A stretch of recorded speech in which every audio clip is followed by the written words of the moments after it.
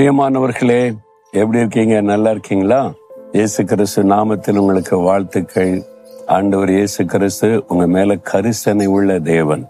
நீங்க என்ன நினைக்கிறீங்க, என்ன ஆசைப்படுறீங்க, அதை கூட கவனிப்பார். கவனிச்சு அவர் அற்புதம் செய்வார். இங்க பாத்தீங்களா, ஏஞ்சல் பிரஸ் நம்ம ஊழியத்துக்கு ஆண்டவர் தந்திருக்கிற பிரிண்டிங் பிரஸ். பல வருஷம் ஆச்சு இது ஆண்டவர் தந்து, அதை கொஞ்சமா பெருசாக்கி தந்திருக்கிறார். இந்த பிரஸ்ல தான் கைப்பரிதி அச்சடிக்கிறோம், நம்முடைய மேகசின் பிரிண்ட் பண்ணுகிறோம், புஸ்தகங்கள் பிரிண்ட் பண்ணுகிறோம். நிறைய பிரிண்டிங் காரியத்துல ஆண்டவர் இதை பயன்படுத்தி வருகிறார். எப்படி வந்துச்சு தெரியுமா? ஊழியத்தின் ஆரம்ப காலத்துல 78, 79 சமயத்துல நாங்க பல வருஷமா கிராமங்கள் தோறும் போய் சுவிசேஷம் அறிவிப்போம்.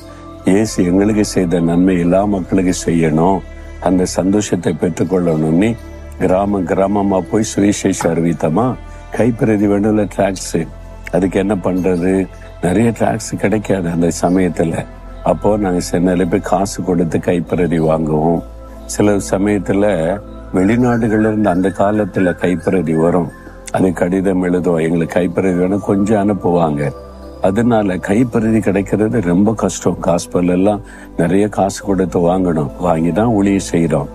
அப்போ நான் ஆண்டவர்கிட்ட சொன்ன, ஆண்டவரே, ஒரு கைப்பிரதி கூட நாங்க இந்த மாதிரி கஷ்டப்படுகிறோம், எங்களுக்கு ஒரு பிரிண்டிங் பிரஸ் கொடுத்தீங்கன்னா நான் நிறைய லட்சக்கணக்கா கைப்பிரதி அச்சடித்து இலவசமா கொடுப்பேன் அப்படின்னு ஜெபம் பண்ணேன், ஆசைப்பட்டேன். அப்ப நாங்க டென்ட்ல எங்களுக்கு ஒரு அடி நிலம் கூட கிடையாது.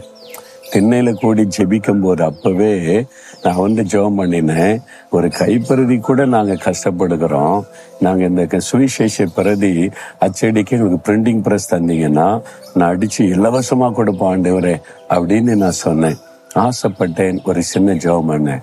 ஆண்டவர் இந்த ஜெபத்தை கேட்டார் பாருங்களேன். ஏற்ற காலத்துல நாங்க எதிர்பாராத விதத்துல ஒரு பிரிண்டிங் பிரஸ் கொடுத்தார். ஏஞ்சல் பிரஸ்ன்னு பேர் வச்சு, முதல்ல சும்மா காலில் மிதிச்சு அச்சடிப்பாங்கல்ல, அப்படிதான் சரி. இப்போ ஒன்றுனா பெருகி பெரிய பிரிண்டிங் மிஷின் வரைக்கும் ஆண்டவர் தந்து மேகசின் பிரிண்ட் பண்றோம், டிராக்ஸ் பிரிண்ட் பண்றோம், புக்கு பிரிண்ட் பண்றோம். இன்னைக்கு பல மொழிகளில இங்க கைப்பிரதி அச்சடித்து இந்தியா முழுதும் அனுப்புகிறோம். ஏன் அமெரிக்காவுக்கு இங்க இருந்து டிராக்ஸ் பிரிண்ட் பண்ணி அனுப்பியிருக்கிறோம், கனடாவுக்கு அனுப்பியிருக்கிறோம், ஆஸ்திரேலியா, நியூசிலாந்து, உலகம் முழுதும் அனுப்பி இருக்கிறோம். எவ்வளவு பெரிய சந்தோஷம் இல்ல? ஆண்டவர் இந்த சின்ன விருப்பத்தை கூட நிறைவேற்றினார். அப்ப ஆண்டவர் ஆச்சரியமான ஒரு தேவன். நீங்க ஆசைப்பட்டு விரும்பி கேட்டீங்கன்னா, சுயநலம் இல்லாமல் கேட்டீங்கன்னா, அவருடைய ராஜ்யம் கட்டப்படுகிறதற்கு பிரயோஜனமா இருக்க கேட்டீங்கன்னா நிறைவேற்றி தருவார். இதுல உங்களுக்கு என்ன லாபம் கிடைக்கும், பெருமை கிடைக்கும்னு சுயநலமா யோசித்தா ஆண்டவர் யோசிக்க ஆரம்பிச்சிருவார். அதனால சுயநலம் இல்லாதபடி அவரை மகிமைப்படுத்துகிற காரியத்துக்கு கவனம் செலுத்துங்க. உங்களுடைய வேலையில அவரை மகிமைப்படுத்துங்க. பிசினஸ்ல நான் அவருக்காக அவருடைய ராஜ்யத்தை கட்ட உதவியா இருக்க, பிசினஸ் ஆசீர்வதிங்கன்னு சொல்லுங்க, ஆண்டவர் ஆசீர்வதிப்பார். என் வேலை மூலமா உண்மை மகிமைப்படுத்தணும், உம்முடைய ராஜ்யத்தை கட்டுகிற காரியத்துல உதவியா இருப்பேன்னு கேளுங்க, ஆண்டவர் ஆசீர்வதிப்பார். நீங்க ஸ்கூல் நடத்தினாலும், ஆஸ்பத்திரி நடத்தினாலும், பிசினஸ் பண்ணாலும், சுவிசேஷத்தை பிரபலப்படுத்த நான் அதை பயன்படுத்துவேன், அதுக்கு என்ன ஆசீர்வதின்னு கேளுங்க, கட்டாயம் ஆசீர்வதிப்பார். நீங்க பணம் சம்பாதிக்கிற, பேர் புகழ் சம்பாதிச்சு இருக்கிறதற்கு அப்படி அல்ல, உங்களை பணக்காரன் ஆக்குறதற்கு அப்படின்னு நினைக்காருங்க. இயேசுவை மகிமைப்படுத்த என்ன ஆசீர்வதிக்கணும், அப்ப ஆசீர்வதிப்பா. இதுதான் நான் கற்றுக்கொண்டேன், நான் அறிந்திருக்கிறேன். அதனால தான் ஆண்டவர் இந்த ஊழியத்தை ஆசீர்வதித்து கொண்டே இருக்கிறார். அதனால கவனம் செலுத்துங்க, சுயநலம் இருக்கக்கூடாது. மோகலாசுக்கு என்ன லாபம் கிடைக்கும் நினைச்சா கர்த்தர் ஆசீர்வதிக்க மாட்டார். இயேசுக்கு என்ன ஆசீர்வாதம், தேவனுடைய ராஜ்யம் கட்டப்படுமா அப்படின்னு யோசிக்கணும். அதாவது அந்த பிரிண்டிங் பிரஸ் இன்னைக்கு எவ்வளவு லட்சக்கணக்கான பேருக்கு நாங்க ஒவ்வொரு மாதமும் லட்சக்கணக்கான கைப்பரிதி இலவசமாய் கொடுக்க வச்சிருக்கிறாரு. எவ்வளவு சந்தோஷம் தெரியுமா? அது லட்சக்கணக்கான பணம் அதுக்கு தான் செலவு பண்றோம். சுவிசேஷத்தை அறிவிக்கத்தான் ஆண்டவர் ஆசீர்வதிக்கிறாரு, அதுக்காகத்தான் செலவு பண்ணுகிறோம். அதனால எல்லா சபையை சார்ந்தவங்களும் எங்கிட்ட இலவசமா வாங்குறாங்க. ஹிந்தியில, தெலுங்குல, கன்னடத்துல, குஜராத்தி மொழியில, எல்லா மொழியிலையும். அது எனக்கு பெரிய சந்தோஷம். அன்றைக்கு நான் ஆசைப்பட்டேன், இன்னைக்கு அதை நிறைவேற்றுகிறார். நல்லது ஆசைப்படுங்க, சுயநலம் ஆசைப்படாதபடி இயேசுவுக்காக ஆசைப்பட்டீங்கன்னா அற்புதம் நடக்கும். சரி, இன்னைக்கு ஆண்டவர் எனக்கு என்ன சொல்ல வர்றாருன்னு நினைக்கிறீங்க? நீங்க 27 சங்கீதம் 10 ஒரு பக்தன் சொல்றார், தாவீது சொல்றாரு, என் தகப்பனும் என் தாயும் கைவிட்டாலும் கர்த்தர் என்னை சேர்த்துக் கொள்ளுவார். உங்க வாழ்க்கையில தாய் மறந்துட்டாங்களா? தகப்பன் கைவிட்டுட்டாங்களா? என் சொந்தங்கள் பந்தங்கள் எல்லாருமே என்னை வெறுத்துட்டாங்க, கைவிட்டுட்டாங்க அப்படின்னு நினைக்கிறீங்களா? ஆண்டவர் உங்களை நேசிக்கிறார். இயேசு உங்களை நேசிக்கிறார். உன் தாய் தகப்பன் கைவிட்டா என்ன? நான் இருக்கிற மகனே மகளே, உனக்கு தகப்பனா இருப்பேன், தாயா இருப்பேன், சகோதரனா இருப்பேன், உனக்கு நல்ல சிநேகிதனா இருப்பேன்னு ஆண்டவர் சொல்லுகிறார். அவர் எல்லாத்துக்கும் எல்லாமா இருப்பார். அவரை சொந்தமாக்கி கொள்ளுங்க. ஒரு மகள் பாருங்க, வாலிப வயசுல இயேசுவை ஏற்றுக்கொண்டாள்.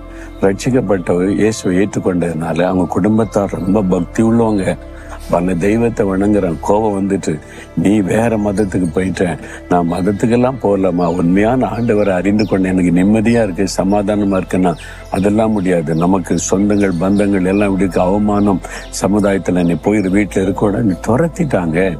ஒரு வாலிப பிள்ளைய தாயும் தகப்பனும் அவ்வளவு மத வைராக்கியத்தினால தங்கள் பெருமை மக்கள் மத்தியில் அதைத்தான் யோசித்தாங்க. ஆண்டவர் கொடுக்கிற ஆசீர்வாதத்தை நம்ம பிள்ளை அனுபவிக்குதுன்னு நினைக்கல, விரட்டிட்டாங்க. அந்த மகள் அனாதை போல நின்று ஒரு வேலை பார்த்து கொண்டே தன் வாழ்க்கையை நடத்தி ஜெபித்து ஆண்டவர் பாங்க இந்த மகளை ஆசீர்வதித்து உயர்த்தி நல்ல வாழ்க்கை அமைத்து கொடுத்து உயர்த்திட்டார். அப்பா அம்மா இப்ப கஷ்டப்பட்டு சாப்பாட்டுக்கு வழி இல்லாத நிலைமையில இந்த மகள் தான் அவங்களுக்கு உதவி செய்து இந்த மகளோடு இப்ப சேர்ந்து கொண்டாங்க. சமுதாயம் உதவி செய்யுச்சா? மரம் மாறிட்டுன்னு எல்லாரும் திட்டுவாங்க. நான் உதவி செஞ்சாங்களா? நயா பைசா தர மாட்டாங்க. இன்னைக்கு சமுதாயத்துக்காக வாழாதங்க, உங்களுக்காக வாழுங்க. உங்களுக்காக ஜீவனை கொடுத்த ஒரு அற்புதமான ஆண்டவர் இருக்கிறார். சமுதாயமே புறக்கணிச்சாலும் தாய் தகப்பன் கைவிட்டாலும் சேர்த்துக் கொள்கிற அற்புதமான ஆண்டவர். இன்னைக்கு பாருங்க, எனக்கு தெரியும், அந்த மகளை தான் அந்த பெற்றோர் சார்ந்து வாழ்றாங்க. அந்த மகள் நிமித்தம் தான் ஆசீர்வதிக்கப்படுறாங்க. இப்ப சந்தோஷப்பண்ணி நல்ல கடவுளை பிடிச்சுக்கிட்டாமா, நாங்க தான் தப்பு பண்ணிட்டோன்னு அந்த மகளோட இணைந்து இயேசுவை விசுவாசிக்கிறாங்க. இதுதான் உண்மை. இந்த மாதிரி நிறைய பேரை நான் பார்த்திருக்கிறேன்.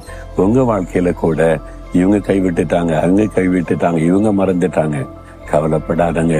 இயேசு சொல்ற, நான் இருக்கிறேன், உனக்கு உன் கைய என் கையில கொடு, நான் உன்னை நடத்துறேன் அப்படின்னு ஆண்டவர் சொல்றார். பயப்படாதங்க. ஆண்டவரை தாயும் தகப்பனும் கைவிட்டாலும் நீங்க எனக்கு இருக்கிறீங்கன்னு சொல்லுங்க. ஆண்டவர் உங்களை மகிழ்ச்சியோட நடத்துவார். சொல்றீங்களா? இதயத்துல கை வைத்து, ஆண்டவரை என் தாயும் தகப்பனும் கைவிட்டாலும் நீர் என்னை சேர்த்து கொண்டு நடத்துவீர். அதற்காக ஸ்தோத்திரம் ஸ்தோத்திரம். இயேசுவின் நாமத்தில் ஆமேன் ஆமேன்.